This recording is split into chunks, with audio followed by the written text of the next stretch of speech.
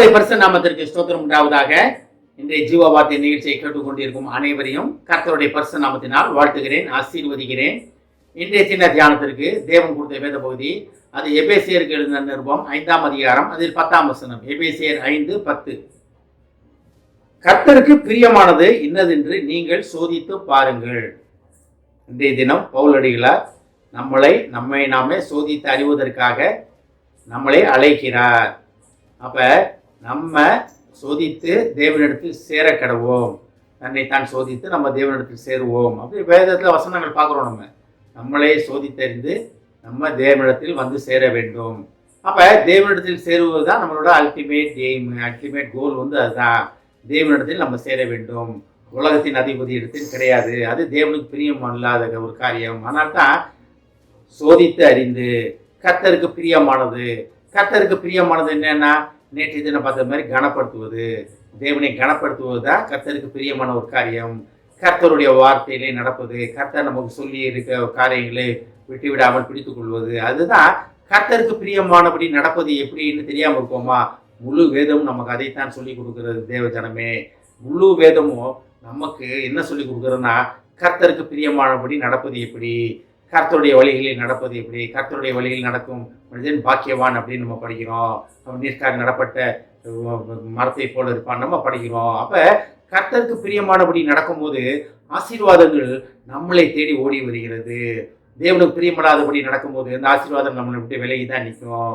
நம்ம வாயின் வார்த்தைகள், அப்ப நல்ல வார்த்தைகள் பேசும்போது தேவனுடைய ஆசீர்வாதத்தை நம்ம பெற்றுக்கொள்கிறோம்.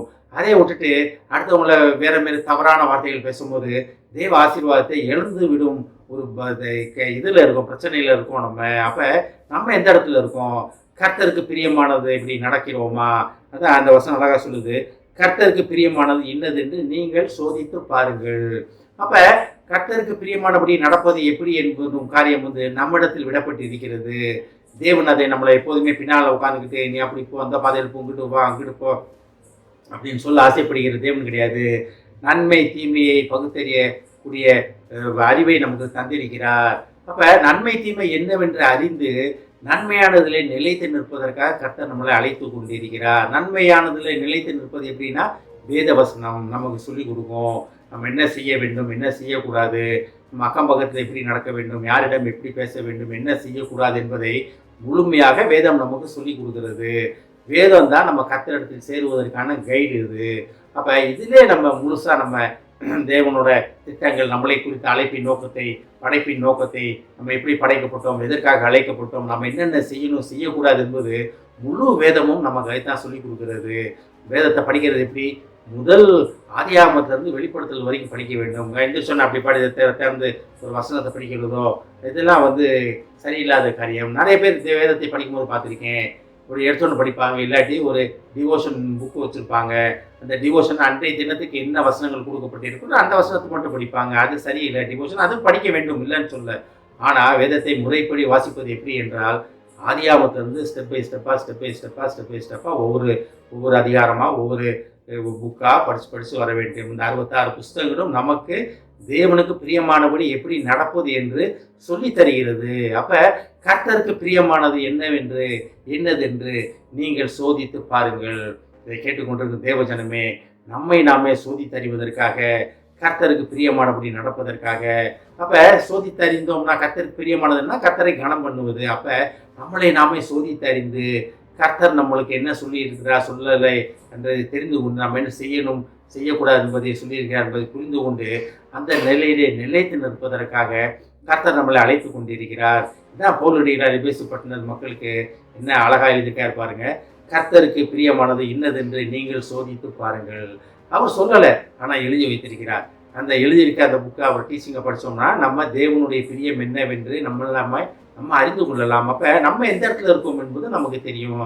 தேவன் அழைப்பு இடத்துல இருக்கோமா, இல்லை தேவனை விட்டு விலகி நம்ம நிற்கிறோமா என்பதை நாமே அறிந்து கொள்ளலாம். இதை கேட்டுக்கொண்ட தேவஜனமே, கர்த்தருக்கு பிரியமானது என்னதென்று நீங்கள் சோதித்து பாருங்கள் என்று தேவன் இன்றைய தினம் உங்களை அழைக்கிறார். ஆமென். ஜெபிப்போம். எங்களை அதிகமான அன்பின் பரலோக பிதாவே, தகப்பனே, உமக்கு பிரியமான வழியிலே நடப்பதற்காக நீர் எங்களை அழைத்து கொண்டிருப்பதற்காக நன்றி நன்றி நன்றி ஆண்டவரே.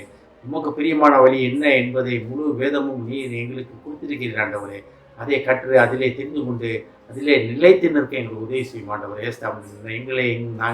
நாங்களே சோதித்து அறிவதற்காக அழைத்த மகா கிருபைக்காக நன்றி ஆண்டவர். அந்த சோதனை நிலையில் ஜெயிக்க நிலைத்து நிற்க தகப்பனே, அந்த சோதனையிலிருந்து நாங்கள் உம்மது அறிவை உம்மது கிருபையை பெற்றுக்கொள்ள உதவி செய்யும் ஆண்டவரே. இதை கேட்டுக்கொண்டு ஒவ்வொருவரையும் ஆசீர்வதிக்கிறோம் அப்பா. ஒவ்வொரு குடும்பத்தையும் ஆசீர்வதிக்கிறோம் ஆண்டவரே. குடும்பத்தில் உள்ள ஒவ்வொருவரும் தகப்பனே, அவர்கள் வழிகள் எப்படி இருக்கிறது என்பதை, உமக்கு பிரியமான வழிகளில் தாங்கள் நடக்கிறோமா என்பதை சோதித்து அறிந்து உம்மண்டை வந்து சேர உதவி செய்யும் ஆண்டவரே. ஆசீர்வதிக்கிறோம் அப்பா. இயேசுவின் மூலமாய் கேட்கிறேன் நல்ல பிதாவே, ஆமென். கர்த்தர் உங்களை ஆசீர்வதிப்பாராக.